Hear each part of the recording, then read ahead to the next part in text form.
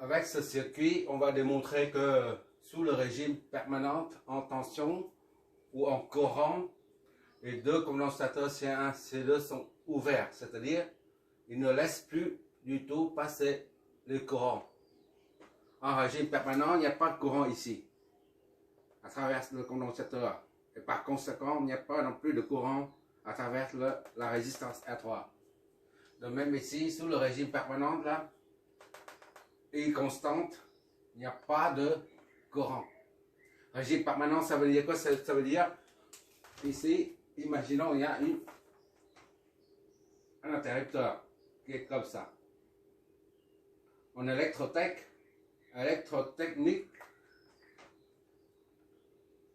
on dessine un bouton poussoir. Voilà. On appuie dessus. Ça, c'est initial à T0. On appuie dessus et on attend 3 secondes, disons. Hein, en général, c'est 2-3 secondes. Disons, c'est au bout d'une heure, au début, lorsqu'on ferme, le courant circule à travers le condo. Puisqu'on a dit, le condo est initialement court-circuité. Il suffit de fermer ça, et les deux condos se comportent comme un court-circuit. Donc, le courant passe à travers les condos. Au bout de 2 secondes, disons, au bout d'1 heure après, les condos sont bien chargés, et ben, les courants ne passent plus. D'accord? À la fermeture, bon, maintenant je mets des interrupteurs pour préparer au régime transitoire. Voilà. Par anticipation, je mets chaque fois un bouton poussoir pour dire c'est fermé, ouvert ou fermé. Voilà. Maintenant, on va démontrer que en régime permanent, c'est-à-dire à 1 heure, disons 1 heure après la fermeture de l'interrupteur, et ben, les condensateurs sont ouverts. Il n'y a plus de courant qui traverse. On va démontrer ça. J'efface ça parce qu'il y a trop de place. Ça prend trop de place.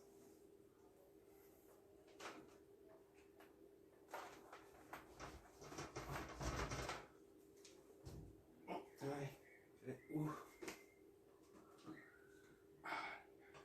a que 3 mètres carrés ici, là.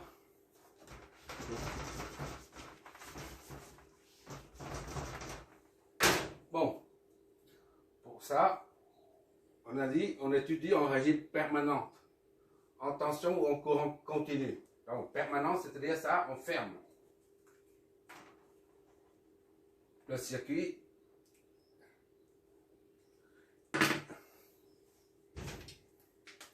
Et à présent, en régime permanent. Voilà. Pour étudier ça, on va utiliser la méthode classique, la méthode générale que les simulateurs utilisent. Un ordinateur, un simulateur plutôt, utilise toujours la méthode nodale. Ceux qui ont conçu les simulateurs, ils utilisent la méthode nodale. C'est une méthode générale, c'est la méthode générale. Donc, c'est tout ce qu'on a fait depuis le début jusqu'à maintenant. Bon, pour commencer, on va noter ça. On va attaquer directement sur ce 1, nœud 1, nœud 2. Voilà. Et 0 ici. Voilà la référence. 0. Voilà. Cadrage. OK.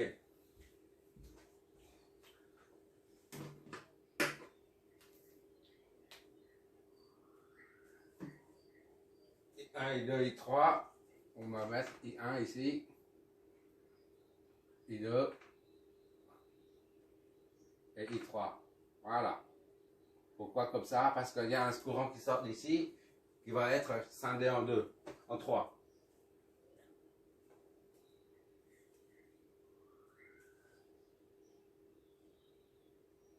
I4.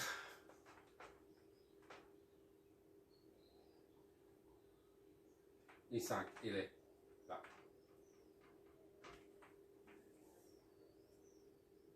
I4 ici, I5 ici.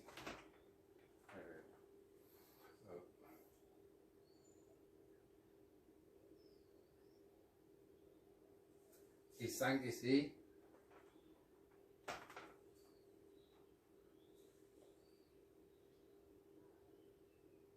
Ça c'est IS. On va faire IS. Voilà. IS va être scindé en 3. Et après I4, I5 ici. I5. I4. On vérifie la cohérence de la circulation. IS arrive au nœud et les trois courants I1, I2, I3 sortent du nœud. Donc c'est fluide. I1 arrive, I2 arrive au nœud 2, deux courants qui en sortent. C'est fluide. I3, I4, I5 arrive au nœud 0 et après pour reconstituer IS. Donc tout est cohérent. Maintenant, les flèches de tension. Là, c'est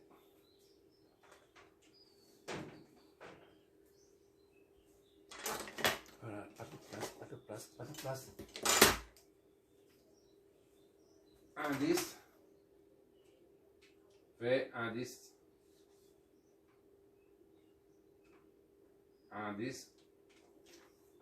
V, 1, 2.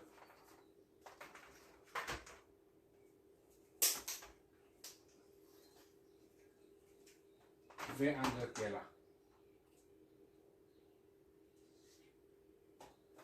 V1, 2. Et ça c'est V2, 0. On va mettre 1, 2 et 3 ici. D'accord? Donc ici c'est V2, 3.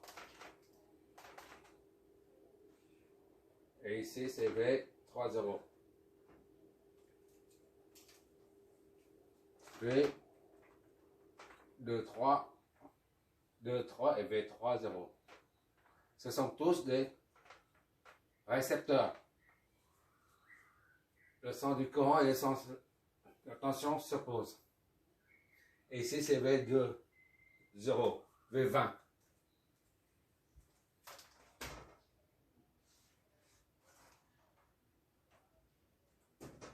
Voilà. Qu'est-ce qui reste?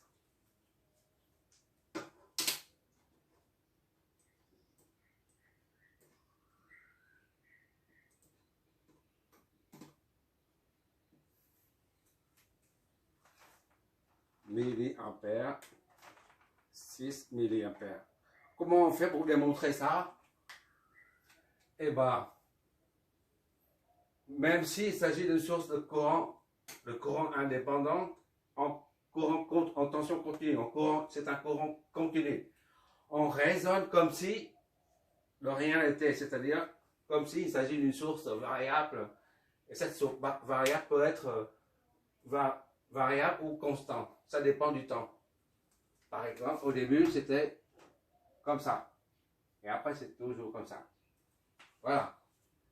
On suppose que ça peut être variable ou constante. D'accord? Au début, c'est variable et après, c'est jusqu'à la fin, c'est constante. Ça, on suppose, on suppose. On a ici, réellement, le courant est constant. Mais on suppose qu'on est dans le cadre ici, tout à l'heure. Non.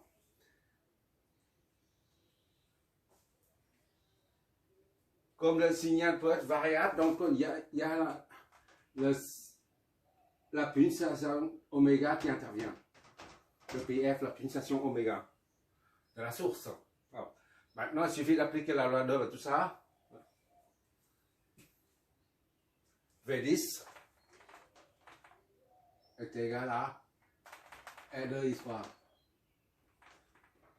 D'accord? R2 I3. V10 c'est V1 moins V0 est égal à R2 I3. Soit I3 est égal à V1 moins V0 .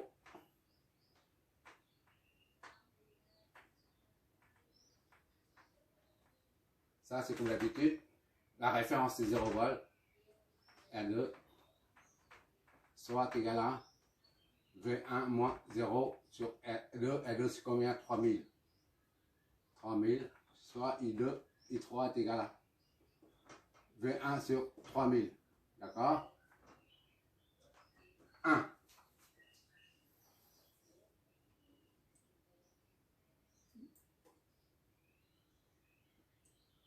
Maintenant, on va faire V12.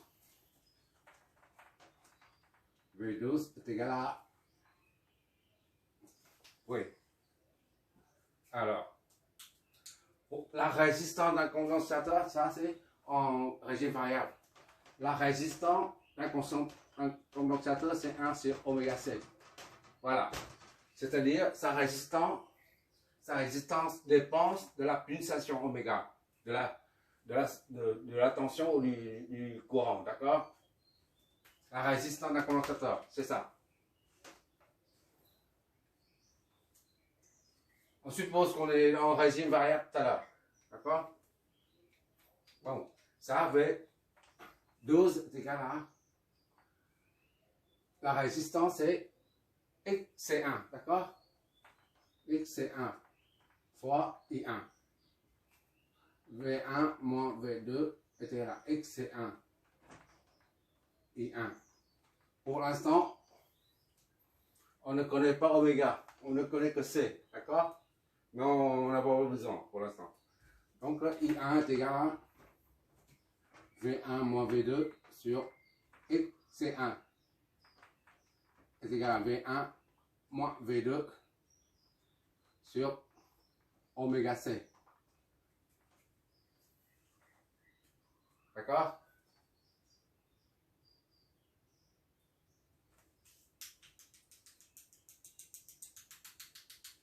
Ça c'est I1.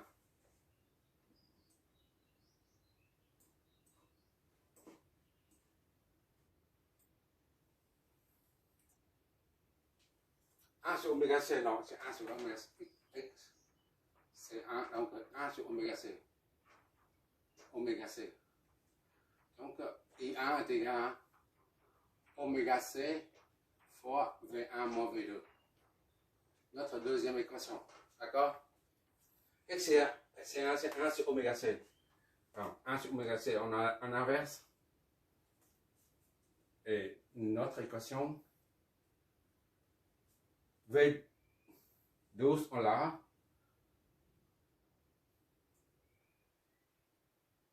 On a V12 qui est égal à 40. Ça, c'est pour vérifier après. V12 est égal à R1 fois I2. Fois I2. V12, c'est V1 moins V2 est égal à R1 fois I2. Soit I2 est égal à V1 moins V2 sur R1. D'accord? Donc, I2 est égal à V1 moins V2 moins V2, V1 moins V2 sur R1. R1 c'est 2000. Notre troisième équation.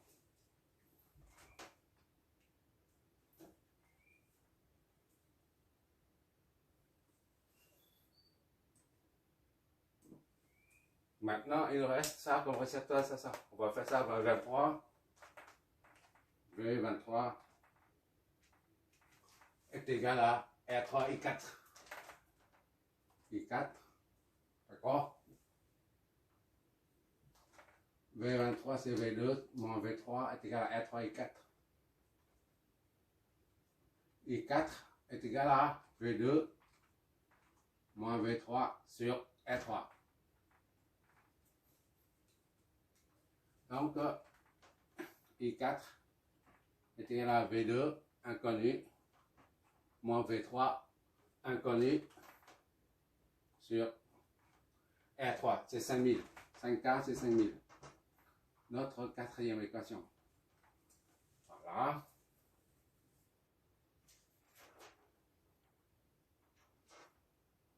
Quatrième. Et 4, ok. Oh. On verra ça bientôt. Ok. Oh. On a V30 aussi. V30 égale à XC2. La réactance XC2 fois pour un récepteur, on dit la résistance, 1, 2, 3, 4. Pour un condensateur, on ne dit pas la résistance, on dit une réactance. Parce que il y a la présence de la pulsation oméga, d'accord? On ne dit plus résistance. Ça résiste, non? Donc, réactance, ça réagit, d'accord? Réagir. X c'est 2 fois I4. V3 moins V0. X c'est 2 fois I4. I4 est égal à V3 moins V0 sur X c'est 2. D'accord? Est égal à V3 moins V0 c'est 0. Sur X c'est 2 c'est 1 sur oméga c'est 2. Donc I4 est égal à oméga C2 multiplié par V3, ça fait la cinquième équation.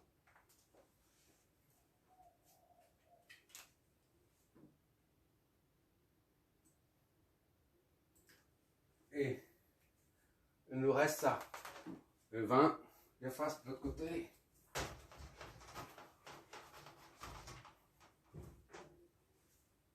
Le cadrage.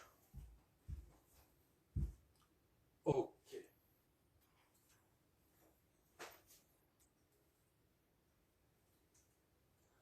Pour V20, on a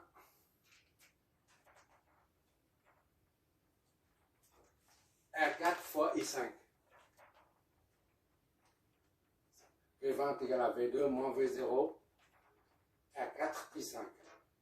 Soit I5 est égal à V2 moins V0 sur R4. C'est-à-dire I5 est égal à V2 moins 0 sur R4, c'est 4K, 4 kΩ, 4000 ohms. Notre sixième équation. Bon, il n'y a plus d'encre.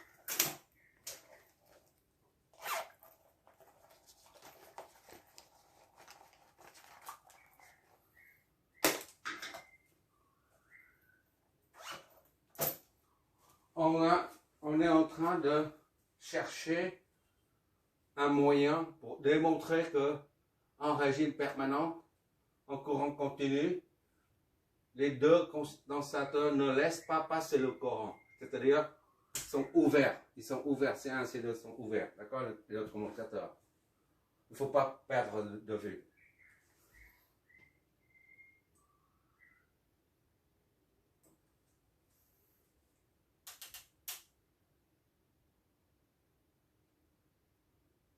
I1, I2, I1, I2, I3, I4, I5. Voilà. Or, I1, I2 plus I3 égale à IS. D'accord? Cadrage. Ok. I1, I2, I3.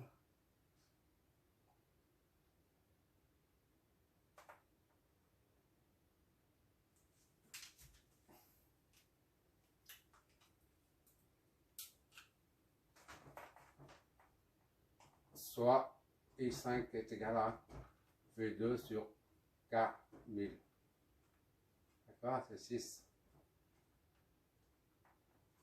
Voilà. On a ici le courant entrant, c'est IS. Est égal à la somme des courants sortants du nœud. IS est égal à I1 plus I2 plus I3. Donc, I1 plus I2 plus I3 est égal à IS. D'accord? I1, V1 sur I1, c'est oméga C fois V1 moins V2. D'accord? Oméga C 1. Pour bien distinguer oméga C 1. Voilà. Plus I2. I2, c'est ça. Plus V1 1 moins V2. Moins V2 sur 2000. Plus I3 V1 sur 3000. IS est égal à IS, c'est 6, 10 puissance moins 3, des milliampères. Voilà.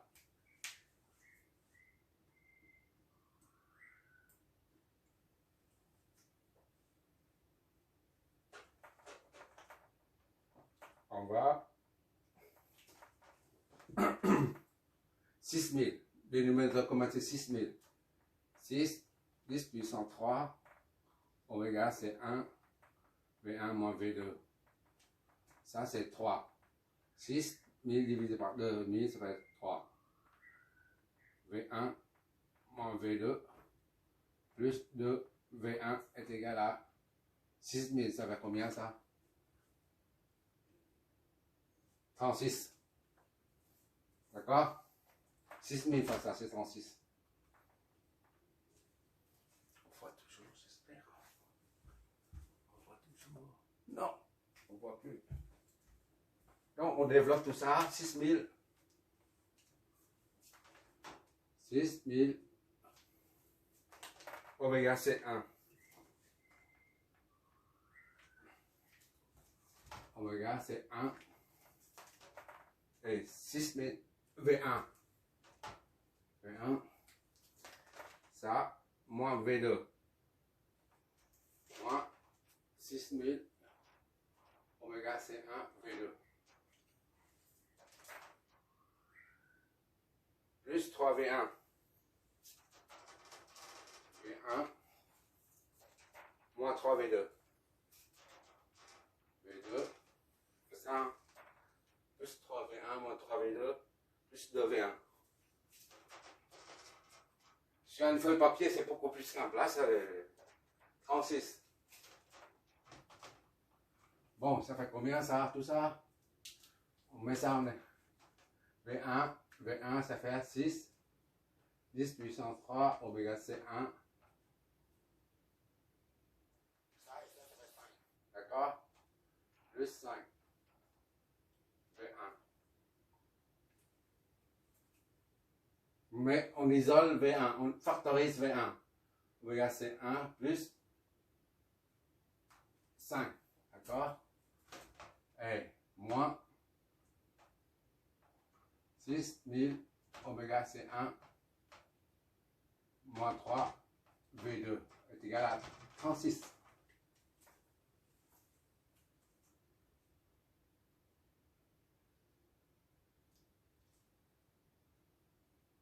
C'est bien ça, oméga C 1. V1 moins 6.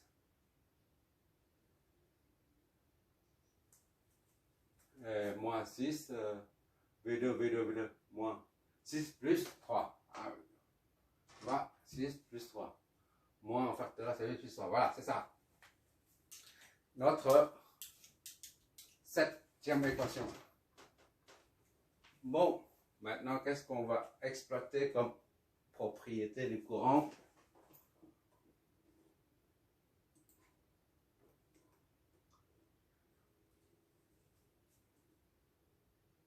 I1 qui arrive ici, I2 qui arrive là, le courant entrant dans le nœud 2 est égal à la somme des courants sortants. I1, I2, I1 plus I2 est égal à I4 plus I5. I1 plus I2 est égal à I4 plus I5. Voilà. Bon, I1, on va remplacer dedans. I1 c'est quoi? Oméga C1. C'est I1 au V1 moins V2. Moins V2. I1 c'est ça. Oméga C1, V1 moins V2. Plus I2. I2 c'est là. V1 moins V2. Moins V2 sur 2000. Est égal à I4. Oméga C2 V3. D'accord? Et ça, c'est quoi ça? I4, oui. Oméga C2, V3. V3, C2, V3, plus I5. I5, c'est V2 sur 4000. V2 sur 4000.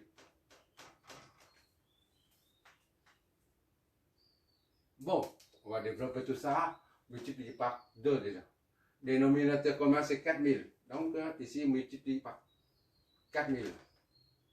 4. Je vais doucement. Je ne vais pas multiplier le temps. Bon, multiplie. Oui. Oméga, c'est 1. On va doucement. Plus. Ça, c'est 2. 2 fois V1 moins V2.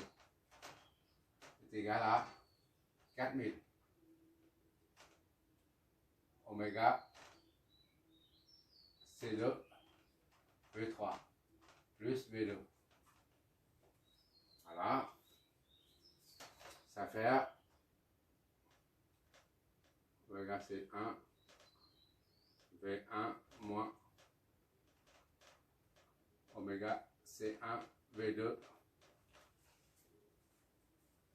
plus 2V1 moins 2V2 et ici c'est moins V2 moins 4000 oméga C2 c'est égal à 0.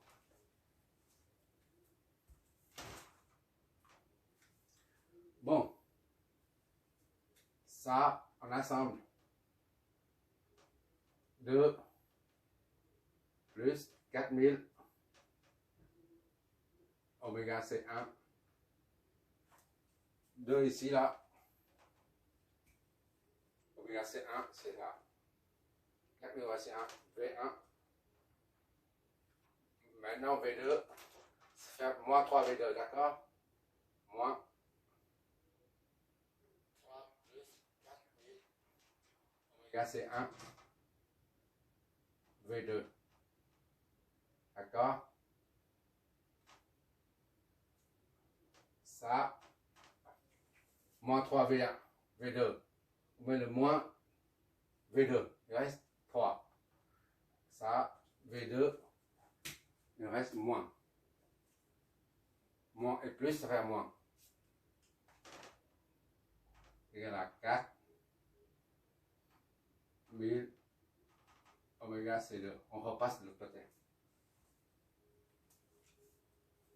ça c'est moins V2 moins 3V2 moins 4000 oméga C1 ok.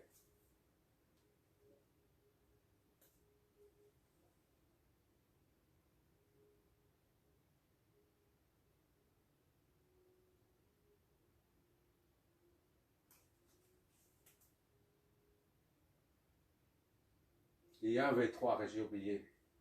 Ça c'est V3, V2. Ça c'est V3 ça. C'est le V3.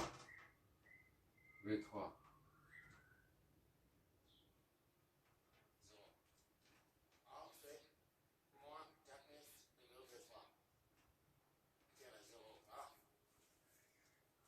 S'éloigner un peu pour voir.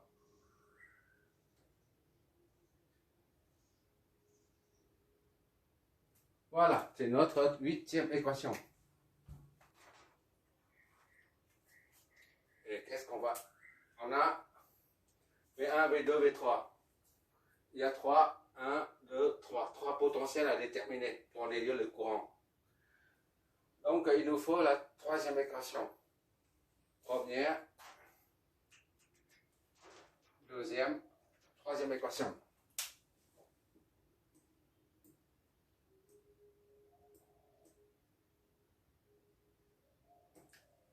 Comment on va faire? Oui, I4 circule là-dedans, I4 circule là-dedans. Donc I4 est égal à I4, c'est normal. I4 est égal à I4, c'est-à-dire cette équation est la même que cette équation, égale. Donc 4 et 5 nous donnent I4 moins I4 est égal à I4, soit V2 moins V3, V2 moins V3 sur 5000 est égal à oméga C de V3. D'accord? Donc, on fait disparaître 5000. V2 moins V3 est égal à 5000 oméga C2 V3. Autrement dit, ça donne V2 moins, je fais doucement, V2 moins V3 moins 5000 oméga C2 V3 est égal à 0. Voilà. Et à partir de là, on factorise V2 moins 1 plus 5000 oméga C2 V3 égale à 0. Voilà. Moins 1 V3 moins 5000 oméga C2 V3. Voilà. 9e équation.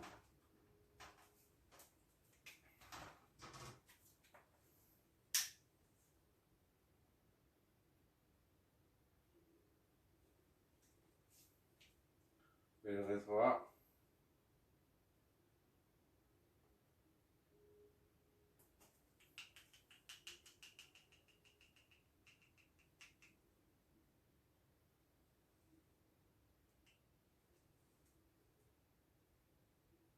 bon, on forme cette équation.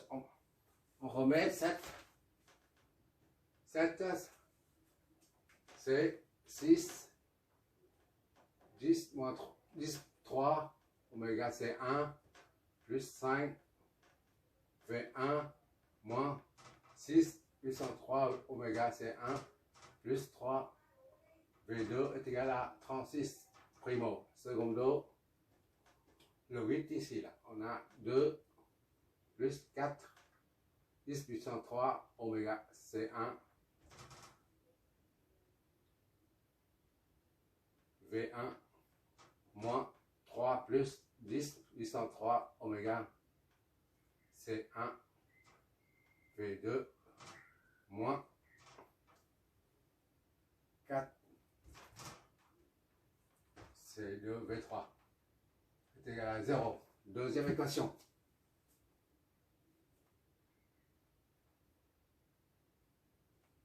Voilà. Et troisième équation, 0 V1, 0 V2